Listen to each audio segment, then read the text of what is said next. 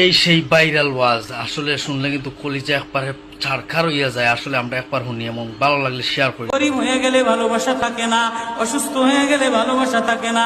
চোখের কোনায় যদি ময়লা হয় তো বান্ধবী তাকায় না, তোর চোখের কোনায় ময়লা। নাকের কোনায় যদি ময়লা হয় তো বন্ধু বান্ধবে তাকায় না। এখানে যদি একটা ফোড়া হয় তো বন্ধু বান্ধবী তাকায় না।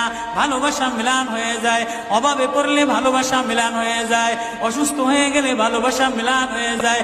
আল্লাহ বলে আমার কোনো অসুস্থ, আমার কোনো অসহায় গোলাম জামা ময়লা হয়ে গেছে, চাদর ময়লা হয়ে গেছে, হাসপাতালের কোনায় হাসপাতালের ফ্লোরের মধ্যে পড়া, গার মধ্যে ঘা দিয়া ভরা, লিভার নষ্ট হয়ে গেছে, দুর্বল হয়ে গেছে।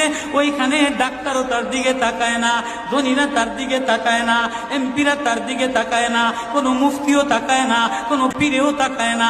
পীরেও গরিব মানুষের দিকে তাকায় না, পীরেও বড় বড় পোটলা মশার দিকে তাকায়। ভাই বলে এই যে ওয়াজের মধ্যে যে কথাগুলো তুলিয়ে ধরা হয়েছে একদম সত্য ভাই। আজকে যদি আপনার কাছে টাকা পয়সা না থাকে, আপনার শরীর সুস্থ থাকে না, তাহলে দেখবো ভাই বল যে আপনার দ্বারা কোনো মানুষ আর না, বা আপনার লগে কোনো মানুষ কথাবার্তা করে না, আপনার চকুর মধ্যে যদি ফিষ্টি থাকে, আপনার শরীরের মধ্যে যদি দুর্গন্ধ থাকে, বা আপনার শরীরের মধ্যে যদি কোনো ফসাগোলা বেমার থাকে, তাহলে দেখবা যে মানুষ আপনার থেকে হরিয়া থাকবো, আপনার দ্বার লইতো না। ভাই অকল এই যে কথাগুলো তাই হুজুরে তুলিয়া ধরছেন, এই কথাগুলো কিন্তু বহুত গুরুত্বপূর্ণ এবং বুঝবার মতো কথা, যে আমরা আল্লাহ পাক রব্বুল আলামিনের লগে সম্পর্ক লাগাইতাম। আল্লাহ এই রকমের মানুষেরও মোটামুটি না পছন্দ করেন না, যে মানুষের গোত্র গন্ধ থাকে, বা যে মানুষের গোত্র ফসা গেছে, গলি গেছে, হার্ট কমজোরি হয়ে গেছে, হার্ট ফসি গেছে, মোটামুটি লিভার নষ্ট হয়ে গেছে, যে কোনো ধরনের মানুষ হয়ে যাও, আল্লাহ পাক রব্বুল আলামিনে খেউরে অপছন্দ করেন না, সারারেও সমানভাবে দেখেন।